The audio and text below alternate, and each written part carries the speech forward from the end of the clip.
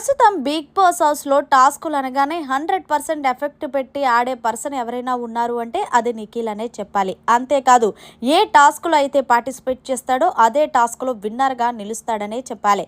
ఇక ఇందులో భాగంగా ప్రస్తుతం బిగ్ బాస్ హౌస్లో వైల్డ్ కార్డ్ ఎంట్రీస్ని ఆపడానికి big boss survival of the fitness task ఇచ్చారు. ఈ టాస్క్లో భాగంగా 2వ లెవెల్ టాస్క్ ఏంటంటే జాగ్రత్తగా ఉండు లేకపోతే పడతావు. ఇక ఈ టాస్క్ స్టార్ట్ అయ్యే ముందు ఎప్పుడు లేనిది నబిల్ వచ్చి నిఖిల్ని బ్రతిమలాడుతున్నాడు. ఇక ఏమని బ్రతిమలాడుతున్నాడంటే, నిఖిల్ నాకు తెలిసి నువ్వు ఈ టాస్క్లో విన్నర్ అవుతావు, 100% నేను కూడా విన్నర్ అవ్వడానికి ట్రై చేస్తాను. ఒకవేళ నువ్వు విన్నర్ అవుతే దయచేసి నన్ను టాస్క్లో నుంచి తొలగించొద్దు. నాకు ఆడాలని ఉంటుంది. నా టాస్క్లు ఏంటి, నేను ఎలా ఆడుతున్నాను ఏంటనేది జనాలకి తెలియాలి.